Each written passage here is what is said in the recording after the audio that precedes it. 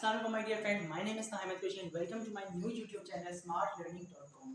तो बगैर किसी टाइम को वेस्ट किए हम चलते हैं आगे अपने मज़ीद लेक्चर की तरफ। आज हम यहाँ पे पढ़ने जा रहे हैं मैट्रिसेस को, जिसमें हम 9th क्लास की पहले मैथ में 1.1 को स्टार्ट करने लगे हैं। 1.1 में हमारा जो पहला लेक्चर है वो जाएगा मैट्रिक्स की तरफ। तो सबसे पहले हम यहाँ पे समझेंगे कि मैट्रिक्स होती है।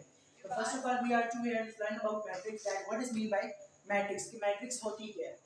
तो यहाँ पे हमें मैट्रिक्स को समझने की ज़रूरत है, that what is mean by matrix.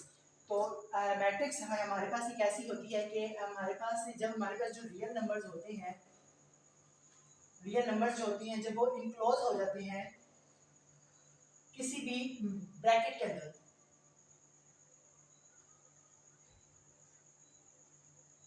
ये वाली ब्रैकेट होती है square bracket, that's what these are called matrix. अब रियल नंबर्स हमारे पास क्या होते हैं? रियल नंबर्स जो हमारे पास होते हैं बेसिकली हमारे पास कॉम्बिनेशन होते हैं rational number, rational and irrational number,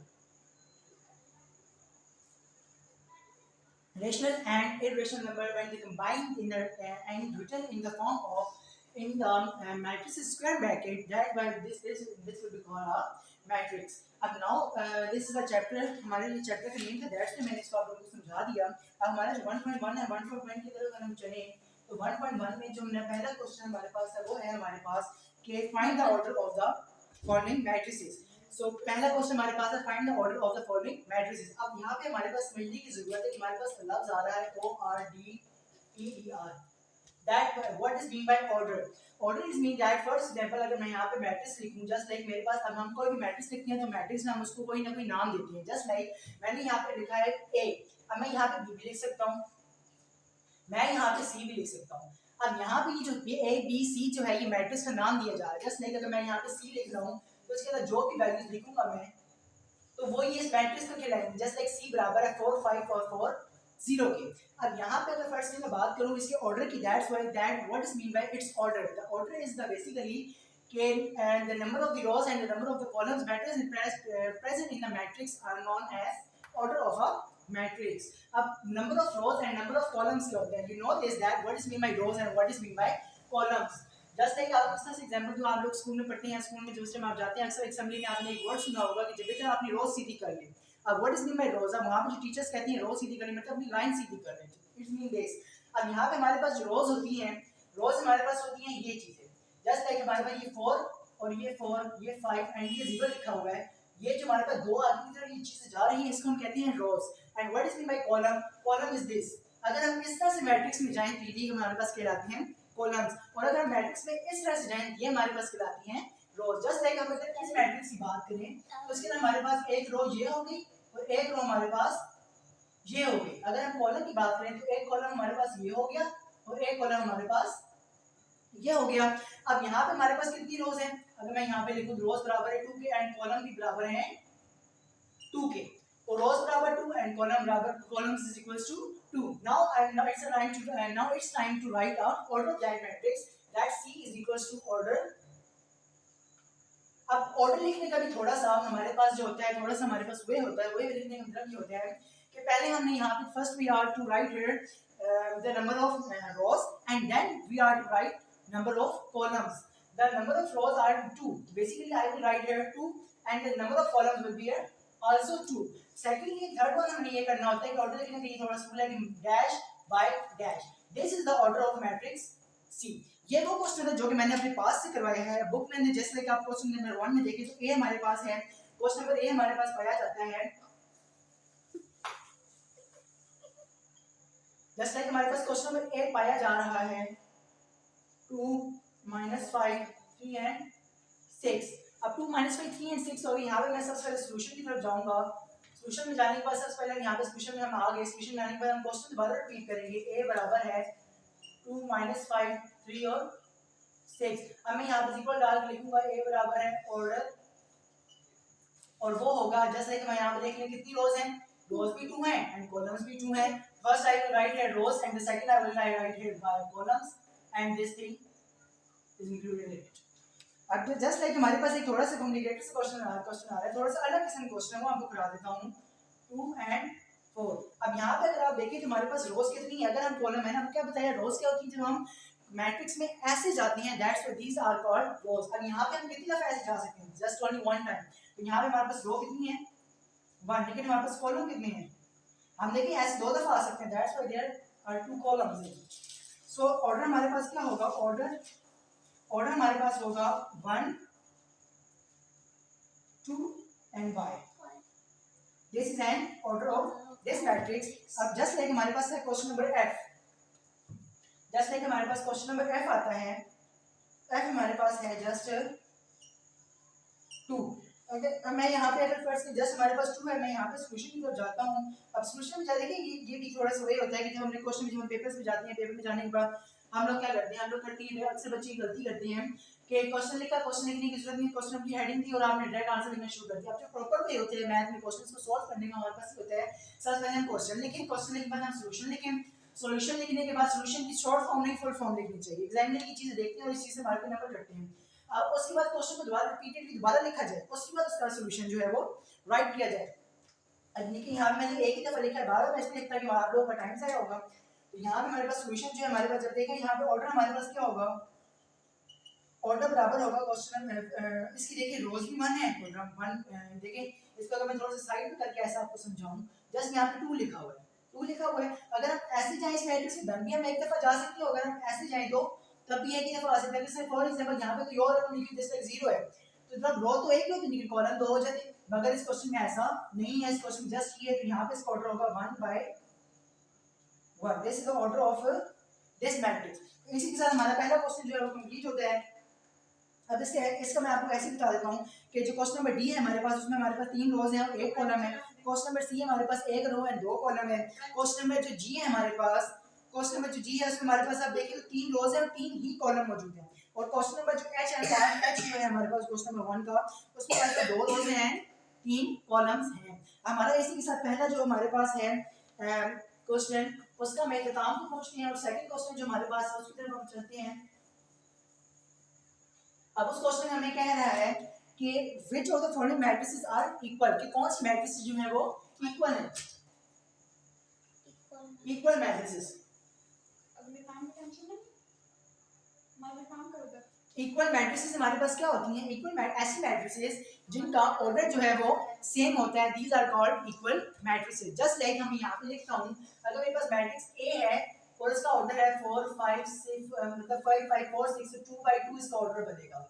do you know this, इसका ऑर्डर क्या बनेगा 2/2। एंड अगर मैं यहाँ पे दूसरी मैट्रिक्स लिखता हूँ, अगर मैं चाहूँ कि दूसरी मैट्रिक्स जो लिखूँ उसका ऑर्डर इसके सेम हो, तो ऑर्डर का मतलब क्या है कि उसमें रोज और कॉलम इसके बराबर की हो।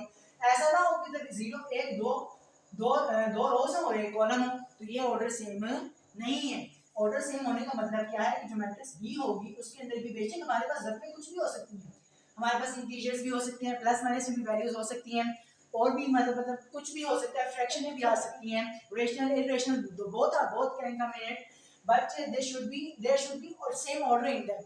उनके अंदर क्या होना चाहिए, सेम ऑर्डर मौजूद होना चाहिए। तो यहाँ पे देख सकते हैं आप, इसका भी ऑर्डर क्या है 2/2 है, इसका ऑर्डर भी 2/2 because 2 rows and 2 columns, 2 rows and 2 columns। इस तरह से अगर हम बात करें पहले क्वेश्चन की, पहले क्वेश्चन की एक्सरसाइज 1.1 के सेकंड क्वेश्चन के पहले पार्ट की, तो हमारे पास दे रहा है a बराबर है 3 के, a बराबर है किसके 3 के, a बराबर है 3 के। तो आप देखेंगे यहाँ पे a बराबर आ रहा है, ठीक है, यानी कि सिर्फ एक रो है और एक ही कॉलम मौजूद है। एक रो और एक कॉलम को अगर आप यहाँ पे देखो तो जैसे मैट्रिक्स बी है हमारे पास, मैट्रिक्स बी हमारे पास 3 है 5 है, मैट्रिक्स सी है हमारे पास 5 - 2। अब मैं ज़्यादा आगे नहीं जाते, ये भी हम इस चीज़ क्वेश्चन को कंक्लूड इजीली कर सकते हैं। अब यहाँ पे एक चीज़ देखो, this is a simple number, these are two numbers, 2 rows and 1 rows, basically 1 column and 2 columns and 1 row, sorry. और यहाँ पे जो हमारे पास क्वेश्चन नंबर सी है, अब यहाँ पे आप एक चीज देखें कि यहाँ पे हमारे पास ये 5 - 2, ये कोई अभी बेसिकली एक नंबर नहीं आया हुआ हमारे पास, यानी कि आंसर की फॉर्म में नंबर मौजूद नहीं है। बेसिकली ये मैट्रिक्स है ये सॉल्व हो रही है, यानी कि अभी सॉल्व होकर इसका आंसर इस मैट्रिक्स में नहीं आया हुआ, यानी कि ये देखिए 5 - 2, 5 - 2। this need to be solved. अगर हम इसको solve करेंगे तो 5 minus 2 will be equal to 3. this become equal to 3. तो आप ये चीज देख सकते हैं मैट्रिक्स A जो है वो बराबर आ सकती है किसके मैट्रिक्स C के. तो we can say here the matrix A बराबर है मैट्रिक्स C के. this is the equal sign. ठीक है. थर्ड और सेकंड वाला अगर हम देखें तो B हमारे पास आ रहा है. अब आप ये चीज देखो कि मैट्रिक्स B किसके बराबर. देखो मैट्रिक्स B का रो हमारे पास ऑर्डर क्या आ रहा है. मैट्रिक्स B का जो हमारे पास ऑर्डर आ रहा है उसमें हमारे पास देखो तो एक रो है और दो कॉलम मौजूद हैं. तो मैट्रिक्स डी तो ए के बराबर होगी. मैट्रिक्स डी है हमारे पास. मैट्रिक्स डी देखो बी और डी दोनों इक्वल आ रहे हैं. इसको काइंडली फैन को ऑफ कर दीजिए. और इसके बाद हमारे पास मैट्रिक्स सी ई आ रहा है. मैट्रिक्स सी हमारे पास 4062 मौजूद है. तो 4062 देखो तो 2 रोज हैं और 2 ही कॉलम्स है. 2/2 का इसके अंदर हमारे पास ऑर्डर मौजूद है. अगर हम 4/2/2 का ऑर्डर ढूंढें तो जैसे कि आप देख सकते हो कि अगर आपको कंफ्यूजिंग थोड़ा होगा तो वो किसमें होगा जी के अंदर. देखो मैं जी यहाँ पे मैट्रिक्स लिखता हूँ. जी बराबर है 3 minus 1 and 3 plus 3 plus 3 and 3 minus 1. अगर हम यहाँ पे ये चीज़ देखें तो हम ये चीज़ देख सकते हैं कि मैंने आपको वहाँ पे बात बताई कि ये अभी हमारे पास नंबर सोल्व होके नहीं आएगा. अभी ये हमारे पास एक मैट्रिक्स फॉर्म यानी कि अभी देखो तो 3 minus 1 लिखा हुआ है. Now these two laws need to be solved. These are not answers. So अगर हम इनको सॉल्व करेंगे तो यहाँ पे 2 आएगा और यहाँ पे 6 आ जाएगा. तो जी बराबर आ रहा है 2 और 6. 2 and 6 is equals to जी. तो यहाँ पे इसका अगर आप बोलो देखो तो दो रोज हैं और एक कॉलम है. तो ये आपको यहाँ से भी पता लग जाएगा ये किसके बराबर आ रहा है. तो जी बराबर आ रहा है एफ के. जी मैट्रिक्स है वो एफ के बराबर है. इसमें ई देखो अभी तक अभी ई का नहीं मिला. मिल गया बिल्कुल मिल गया. बिल्कुल ई के नीचे आ जाए. बिल्कुल ई के नीचे है तो एच जो है ई बराबर है एच के. उसके बाद अगर आप देखो तो जी बराबर हो गया एफ के. आई बराबर है. आई किसके बराबर है. आई के क्वेश्चन अगर आप देखो तो 3 plus 2. ठीक है. 3 plus 3 and 3 plus 2 पर हम बात करें तो यहाँ पे देखो तो हमारे पास देखो ये चीज तो सोल्व हुई आई है. लेकिन ये देखो ये these are given to solve. इसको अगेन हमें सॉल्व करना है. ये सॉल्व होने जा रहा है. अगर आप इसको सॉल्व करेंगे तो हमारे पास ये किसके बराबर आएगा 3 plus 2 = 5. अब आप ये पे देखो फिर यहाँ पे तो एक रो और दो कॉलम्स आ गई. तो एक रो दो कॉलम हमारे पास किधर मौजूद हैं.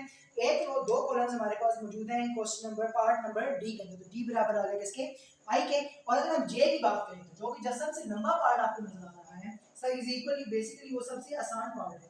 2 plus 2 and 2 plus 4 2 minus 2 and 2 plus 0. तो 2 plus 2 देखिए ये हम अब यहाँ पे चारों वैल्यूज जो है वो सॉल्व हो रही है. these are not the answer. again these are not the answer. अभी भी ये आंसर्स नहीं है. हमने इनको सॉल्व करना है. तो अगर हम इनको सॉल्व करेंगे तो जे का यहाँ पर आएगा ये 4 आ जाएगा. अब ये जो हमारे पास है ये हमारे पास आ जाएगा 0. ये हमारे पास आ जाएगा 6 and this will come 2. 2/2 का ऑर्डर आ गया. तो 2/2 का ऑर्डर किसके बराबर है एच के. तो यहाँ पे आपकी कौन बात पूछी कि ई एच और जे ये तीनों मैट्रिक्स आपस में क्या है बराबर है. इसी के साथ हमारा जो दूसरा पार्ट है वो खत्म हो चुका है. दूसरे पार्ट पर हम सीधा चलते हैं तीसरे पार्ट की तरफ जो कि हमारे पास एक इंपॉर्टेंट क्वेश्चन है. और इस अगर एक्सरसाइज में से जो मोस्ट इंपॉर्टेंट क्वेश्चन है जो कि बाकायदा क्वेश्चंस की फॉर्म में आता है वो हमारे पास तीसरा ही क्वेश्चन है. इसके अलावा जो दूसरे दो क्वेश्चन हैं ऑर्डर है या इक्वल मैट्रिक्स है वो हमारे पास सारी हैं लेकिन वो मौजूद होती हैं किसमें एमसीक्यूज में. तो एमसीक्यूज के अलावा जो पेपर में और सब्जेक्टिव पेपर में जो क्वेश्चन आता है वो यहाँ पे हमारे पास इंपॉर्टेंट क्वेश्चन है वो ये वाला है. अब यहाँ पे हमारे पास क्या कहता है कि हमारे पास कह रहा है कि हमें फाइंड करनी है find the value of A B C and D. A B C और डी की हमने क्या निकालनी है वैल्यू निकालनी है. इसके लिए उसने हमें क्वेश्चन दिया हुआ है. क्वेश्चन उसने हमें दिया हुआ है कि ये बराबर है a plus c and c minus 1 a plus 2b and 2 plus 0 जो कि बराबर आ रहा है 0 3 minus 7 2d. ये हमारे पास बराबर आ रहा है किसके 2 and d के. स्टार्ट. यहाँ पे जो हमारे पास क्वेश्चन लिखा है तो ऐसे क्वेश्चन को आप देख सकते हैं कि हमारे पास ये बराबर है -7 and 2 and d के. ठीक हो गया. अब यहाँ पे आप ये चीज देखो कि दो मैट्रिक्स जो है वो क्या है आपस में बराबर है. इस मीन कि दीस आर इक्वल. और यहाँ पे हमने क्या निकालना है a निकालना है b निकालना है c निकालना है और d निकालना है. अगर हमारे पास एक बात करें अगर हमारे पास दो मैट्रिक्स इक्वल है इक्वल होने का क्या मतलब है कि यार ये मैट्रिक्स जो है वो इस मैट्रिक्स से इक्वल दिखने में नहीं लग रही है ये बात से आपने कि देखो ये a प्लस c लिखा हुआ है 0 लिखा हुआ है 2 a प्लस 2b लिखा हुआ है माइनस 7 लिखा हुआ है इस तरह नीचे भी देखने में इक्वल नहीं लग रही बस आपको उस क्वेश्चन में उसने कंडीशन दी है कि ये जो दो क्वेश्चंस हैं हमारे पास दे दिए दो मैट्रिसेस हैं ये क्या है इक्वल मौजूद है जबकि दो मैट्रिक्स इक्वल हैं तो हम ये बात कर सकते हैं ना कि मैट्रिक्स के अंदर जो चीजें हैं वो भी आपस में इक्वल हैं जब वो चीजें आपस में इक्वल है कि हम ये चीज देख सकते हैं कि ये मैट्रिक्स अगर इक्वल है तो इसका मतलब क्या है इसका मतलब ये है कि इस मैट्रिक्स के हर वो जगह यानी कि सेम जगह पर जो चीजें हैं वो आपस में क्या है बराबर है अब यहाँ पे अगर हम बात करें तो a प्लस c बराबर आएगा इसका यानी कि ये मैट्रिक्स ये प्लेस इस मैट्रिक्स की इसी प्लेस के बराबर होगी ये नहीं होगा कि a प्लस c यानी कि ये प्लेस इस प्लेस के बराबर आ जाए ये प्लेस इस प्लेस की ये प्लेस ना ऐसा नहीं होगा हमने क्या करना है ये मैट्रिक्स की इस प्लेस ये मैट्रिक्स की ये वाली प्लेस के ही बराबर होगी ये वाली इसके ये वाली इसके और ये वाली इसके ही बराबर होगी तो इसी को हम देखते हुए हम यहाँ पे इक्वेशन डाल के हम देखते हैं a प्लस है हमारे पास a प्लस c बराबर है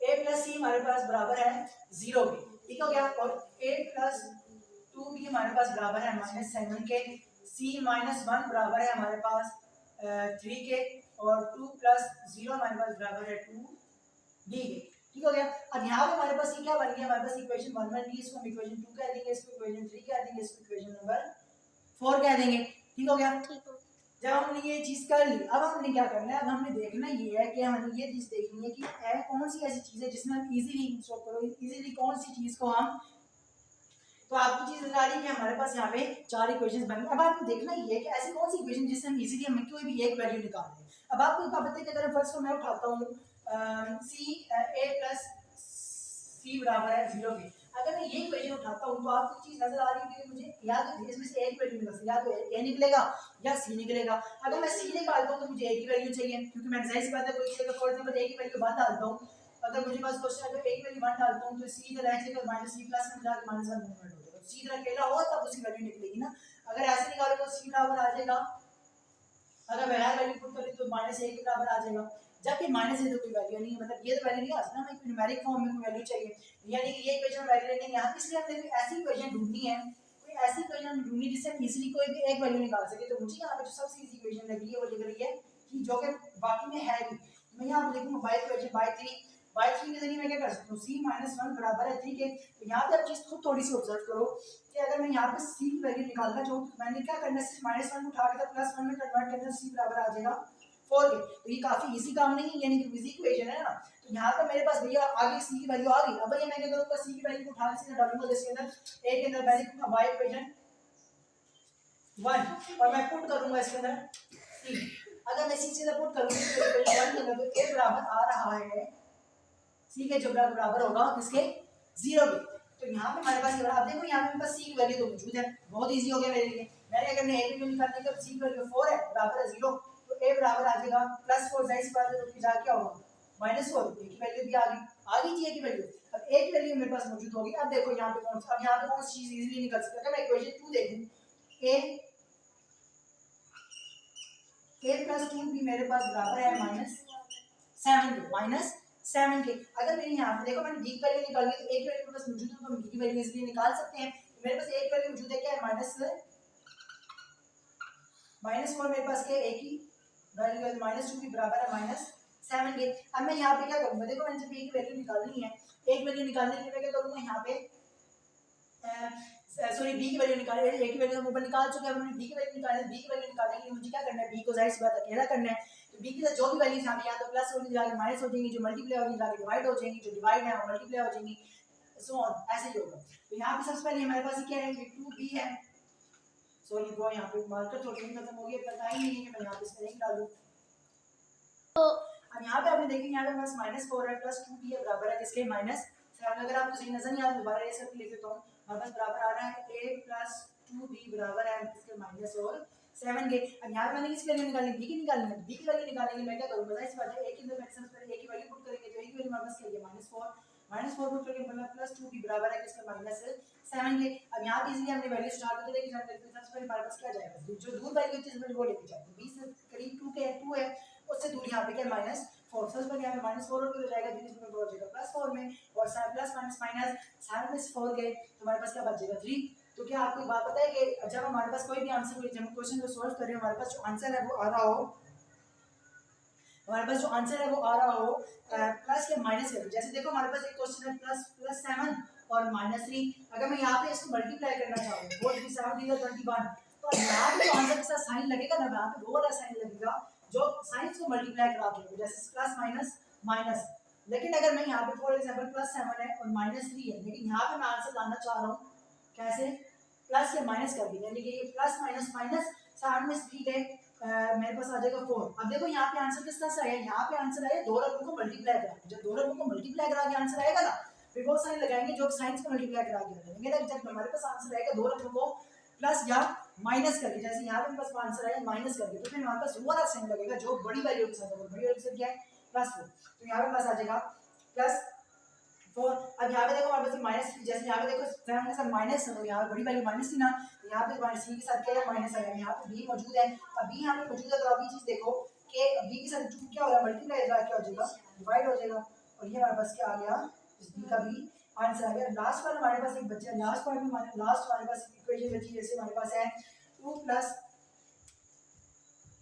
जिसमें हमारे पास बराबर आ रहा है 4d - 6 = 2d, 4d - 6 = 2d। अब यहाँ पे अभी चीज देख रहे हैं, हमारे पास सिर्फ एक ही डी मौजूद है, यानी कि वैल्यू एक ही, हमारे पास ए बी सी और कुछ नहीं है, सिर्फ डी है। लेकिन देखो डी दो दफा है। जब इस तरह की इक्वेशन हमारे पास आ जाएगी बराबर की, हमारे दोनों साइड पे एक ही तरह की वेरिएबल्स आ रही है, फिर हम करते ये हैं, हम ये करते हैं कि दोनों वेरिएबल्स को बराबर की एक साइड पे कर लेते हैं और कांस्टेंट टर्म्स होती है बराबर की दूसरी साइड पर होती है। इससे होता ही है कि जब वेरिएबल्स एक साइड पे आते हैं तो आपस में प्लस माइनस हो जाते हैं, तो एक वेरिएबल रह जाता है, फिर हम इजीली उसको सॉल्व करते हैं। जैसे देखो यहाँ पे 4d, अब ये +2d है, तो आगे क्या हो जाएगा -2d, और ये -6 उठा के लेके ले जाएंगे +6 हो जाएगा। ठीक है, अब यहाँ पे इसको सॉल्व करो तो 4d - 2d हमारे पास आ जाएगा 2d के +2d, और ये हमारे पास आ जाएगा 6 के। अब देखो मैं d की वैल्यू निकाल, देखो अब यहाँ पे मैंने क्या किया, जब दो वेरिएबल्स उठा के साथ लाया बराबर की साइड पे, देखो ये प्लस में था ये माइनस में था, यहाँ पे सॉल्व हो गई, तो एक वेरिएबल बच गया। सिंपल है ना, समझ आ गई। और यहाँ पे हमारे प्लस, यहाँ पे जो हमारे पास d है, d का एज रहेगा 6/2, 1 2 1 2, और ये हमारे पास आ जाएगा -6 लगा के +6 हुआ, और ये हमारे पास जो हो गया प्लस माइनस माइनस हो गया, और ये डी बराबर आ गया किसके, 3 के। ठीक है भाई जी, शुक्रिया आप लोगों का। ये हमारे इसी के साथ हमारी जो पहली एक्सरसाइज है वो होगी मुकम्मल। पहली एक्सरसाइज मुकम्मल हो गई। अगर इसमें आपको किसी किस्म का कोई भी प्रॉब्लम है, ऐसे बहुत इजी एक्सरसाइज थी, क्योंकि पहले यूनिट की पहली एक्सरसाइज है, और मैट्रिक्स वैसे भी बहुत इजी चैप्टर है, एक इजी हमारे पास एक आप समझो कि समझने के लिए बहुत आसान सी चीज़ है। तो अगर फिर भी अगर आप लोगों को इस पहले चैप्टर में किसी किस्म का पहले यूनिट की एक्सरसाइज में किसी किस्म का कोई इशू हो, तो आप कमेंट सेक्शन में मेरे से कमेंट करके आप मेरे से पूछ सकते हैं। इंशाल्लाह मैं हर किसी को, मैं पूरी कोशिश करूँगा जो भी मतलब रिप्लाई करे या कमेंट करे, मैं उसको आके रिप्लाई करूँ या उस क्वेश्चन का उसको सही आंसर दूँ। बाकी इसमें किसी किस्म का मेरा हालांकि इशू नहीं है, सब चीज़ बहुत अच्छी तरीके से सिखाई हुई है। बाकी आप लोगों से रिक्वेस्ट है कि मेरा नया चैनल है, यानी कि न्यूली ग्रोइंग चैनल है, और आप लोगों से रिक्वेस्ट है कि चैनल को सब्सक्राइब करें। अगर वीडियो पसंद आई हो तो उसे लाइक करें, उसे शेयर करें, और वैसे शेयर करने का टाइम तो किसी के पास नहीं होता, मैं भी बहुत सी वीडियो देखता हूँ, कोई शेयर नहीं करता। बाकी चैनल को लाइक करें और सब्सक्राइब करें। शुक्रिया।